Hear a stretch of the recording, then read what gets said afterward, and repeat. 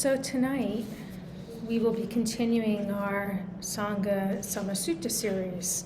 We are in week 3 of 4. And we usually announce that this is IMCC, so if you've got the wrong room, you might want to change. And my name is Denise. I'm one of the Dharma leaders here. Do forgive me, I'm a little tough time. I don't know if at home, like my head is cut off. Be a little bit better. Okay, so tonight's talk is titled Irritable. And it is based on the Kodhana Sutta. Forgive me, I'm sorry. Okay, that's better. Okay. Sometimes we don't have sound, sometimes we don't have heads. So I'd like to start the talk actually talking about a personal experience. My family and I recently had lunch with my Aunt Dottie and my cousin Mike. And I was commenting to my cousin how my Aunt Dottie, for as long as I've known her, which is more than 50 years, seems to have a permanent smile on her face. He commented how she's even smiling when she's driving. Those of you who know me know I do not smile all the time when I'm driving.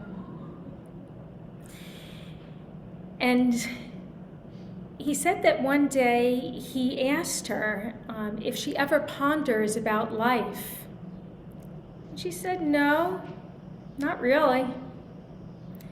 She said she just goes from one moment to the next and takes life as it comes. It struck me that she must feel safe to live with such trust of the next moment. I asked her if she has always felt safe, and she said yes. Well, you should know that Aunt Dottie is 91 years old, 5'1", and at best, maybe 100 pounds soaking wet. So I guess a smile is better than feistiness to protect yourself. She recalled a story then of one time when she was young and she was driving and she was in a convertible, but with the top was up on the convertible. And she was stopped at a stoplight. And all of a sudden, there were 2 men standing above her, beating down on the roof onto her head. And she said it took her a moment to kind of get oriented. But once she did, she had the wherewithal to go through that red light and then went and had to go get some stitches on her head. But even as she was telling me this story, it was without distress, anger, or bitterness. It was just matter of fact. Yes, she's had some time to perhaps get over it, but I know many of us, if we were to recall something like that, it would be awfully hard to not feel some fear or agitation. She has not been a pampered woman. She's had a hard kind of life in a way. She's worked very hard. She did not live with an abundance of savings or money about her, was married to an alcoholic, although a very lovely alcoholic, very sweet man, and lived in a modest home. She might intermittently voice a worry in the sweetest of ways, but then what she would do is she would just get busy getting down to whatever needed to get done next. She would take utter joy in the small pleasures of life with the biggest smile and the brightest eyes. In my eyes, she is utterly remarkable. She is a light amidst the darkness. She has achieved something I don't think I'll ever achieve in my life. She can put anger and worry in perspective and choose a healthier road without riches or guarantees. She just chooses to arrive at the next moment and take the adventure. So I found an AI poem that I want to share also, which I found significantly more like my approach. And it is titled The Boil. My teeth are locked, my hands are tight. A buzzing, hot, and blinding light. Don't ask me nicely and don't ask me twice. I am done with playing nice. There is a drum inside my head beating words I wish I'd said.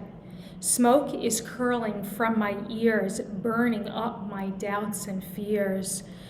Leave me be or feel the heat, stomping fire through the street. I am sick and I am sore, and I'm ready to kick down the door. There we go, that's more like it. So the Kodhana Sutta is titled Irritable. This is a long sutta, and I trimmed it back a bit, but it is packed full of reflection and wisdom. It also reads like the framework for a juicy drama on TV, having all of the components we see in the other when they are pissed off. But somehow in our self-righteousness, we don't see this in ourselves when we become angry.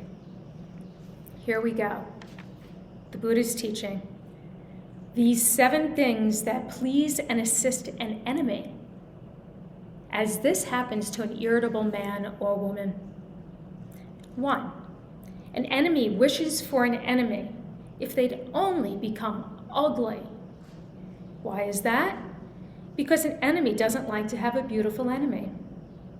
But an irritable individual, overcome by anger, is ugly, even though they're nicely bathed and anointed, with hair and beard dressed, and wearing white clothing. 2, the enemy wishes if they'd only sleep badly. Why? Because an enemy doesn't like when an enemy sleeps with ease. But an irritable individual, overcome by anger, sleeps badly, even though they sleep on a couch spread with woolen covers, shag-piled, pure white, and embroidered with flowers, spread with a fine deer hide, with a canopy above, and red pillows at both ends. Rather specific and cush, I'd say. But if we look at this, don't we think when we are with someone who we think has done an injustice and we're really kind of annoyed, don't we say, how do you sleep at night? Number 3, an enemy wishes if only their needs are not amply satisfied. 4, if only they weren't wealthy. Why? Because an enemy doesn't like to have a wealthy enemy. There's no power there for the irritable one. If only they weren't famous. Again, no power.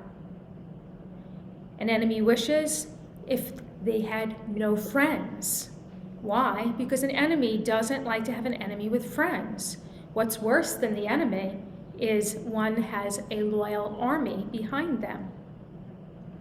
7, enemy wishes if only when their body breaks up after death, they're reborn to a place of loss, a bad place, an underworld, hell.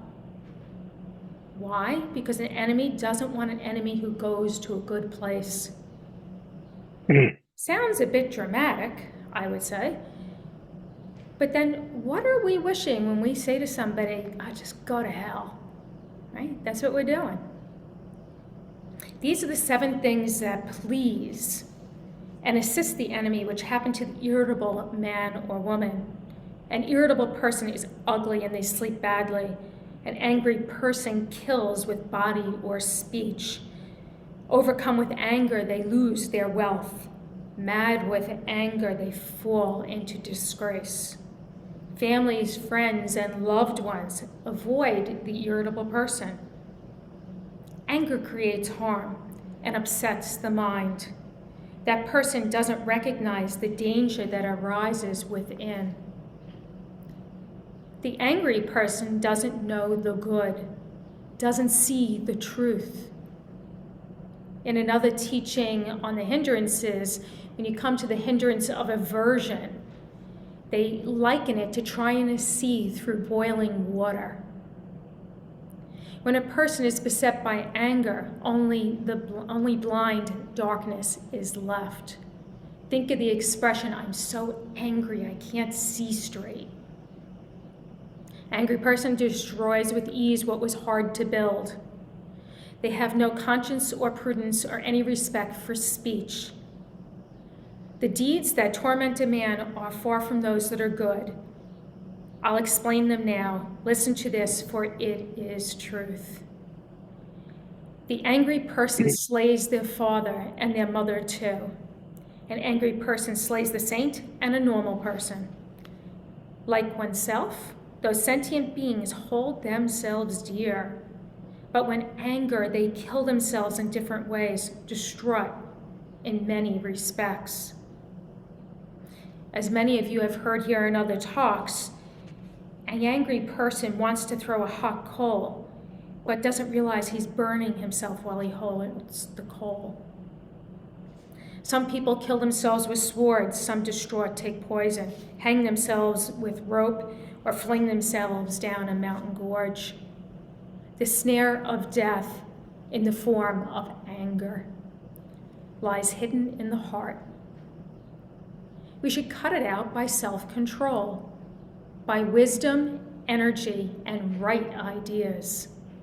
The astute person should cut out this unskillful thing, and they train in the teaching in just the same way, not yielding to sulkiness. Free of anger, free of despair, free of greed, with no more longing. Aunt Dottie had no clue about the Buddha's teachings. That's what makes his teachings true. Others can see and accomplish this just by seeing clearly and training oneself. She doesn't need to put a label on it. She doesn't need to identify as Buddhist or of the Buddhist teachings. She just needs to see and respond wisely to the truth of the moment.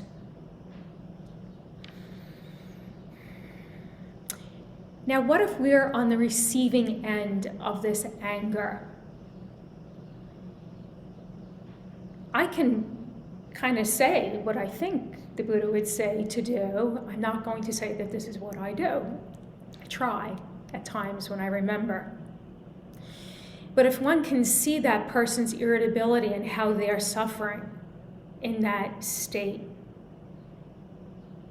Also, if we can realize that the antidote to aversion is metta-loving kindness.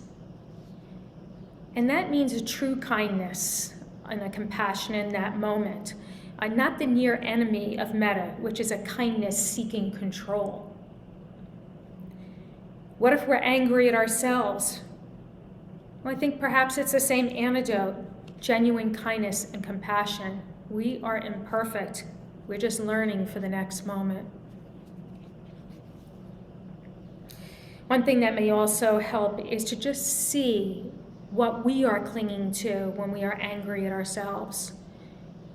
And if we can muster it up, try to see if we can understand what the other person who is angry is clinging to.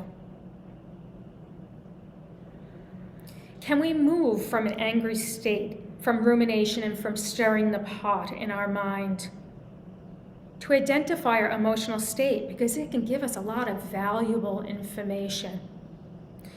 Brene Brown, in her book, Atlas of the Heart, did research on a myriad of emotions, and she puts anger in the group titled Places We Go When We Feel We Are Wronged, meaning that something is important to us, something important is arising. Anger appears when something gets in the way of desired outcomes, or when there's a violation of the way we believe things should be. And that spectrum of anger can show up from anything like irritation or annoyance, all the way to full fury or rage.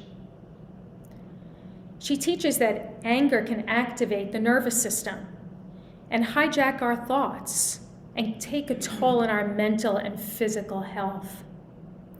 Researchers recommend becoming skillful in coping strategies rather than anger suppression or chronic expression of anger. in order to protect our brains and other organs. Anger can develop from a sense of betrayal, fear, grief, injustice, shame, vulnerability. She actually has identified 20 plus emotions that can be at the root of an experience of anger. She points out it is easy to say, I am so pissed off, than it is to say, I feel so betrayed and hurt.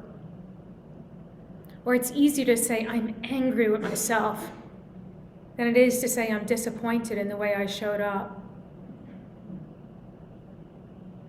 I love that she notes that anger can be a compassionate response when experiencing or witnessing injustice, and can be a powerful catalyst for change. Understand what lies beneath the anger and use it to guide your next action. But if you don't take that step, the anger is just a seed for exhaustion and illness and suffering.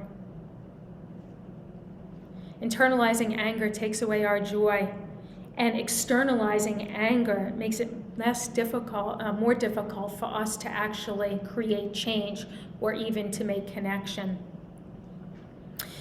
Holding on to anger is like drinking poison expecting the other person to die.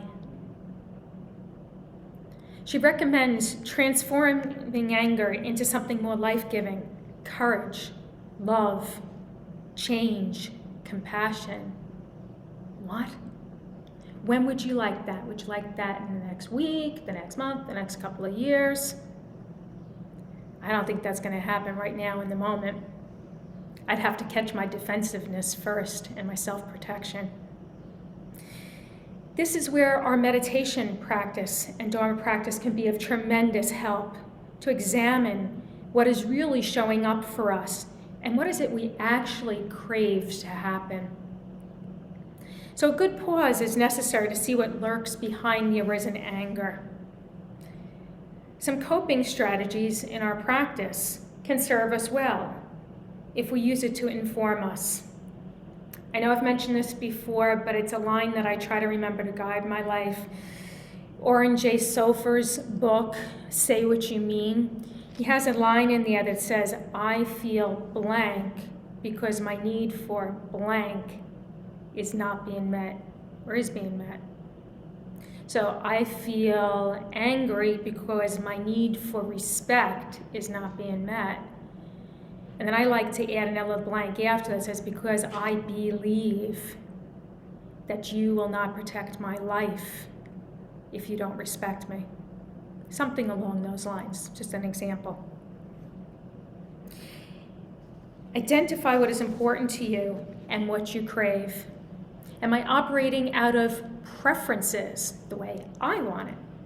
Am I operating out of principle because I know what's right? Or ethics? The latter is a good impetus for wise action. Also, another coping strategy or practice we can try is choiceless awareness or open awareness, which is in your meditation to allow each moment to pass, recognizing what you sense as that emotion is happening, whether it's from internal or external. And in that choiceless awareness, maybe you'll see some things popping up, maybe some emotions. The four base ones that can be easy to start off with are mad, sad, glad, or scared. Also, in your pause, you might find you're hungry, angry, lonely, or tired. What's known as HALT: hungry, angry, lonely, tired. Another strategy you might try is a walking meditation in order to burn off some of the energy before we try to become still with sitting. Consider writing. Let loose on that paper. And then also, if you can, I don't know if you have the Eightfold Path memorized, but I know when I'm dealing with some tough times, I like to go through that very briefly. So, what is my view? What is my intention? My speech, my action? Where is my mindfulness? my effort, and my concentration. And if I could be honest with myself, it'll usually calm me down. So, in conclusion, I'd like to do one more poem by Liliana Cohen, and it's called Anger. People say anger is bad. Don't get upset, don't get mad. If you get angry, it's not good at all. You'd better keep your anger under control. And I did so when I was 7. I hid my anger from the eyes of heaven. No matter what would happen to me, I remained peaceful for the world to see.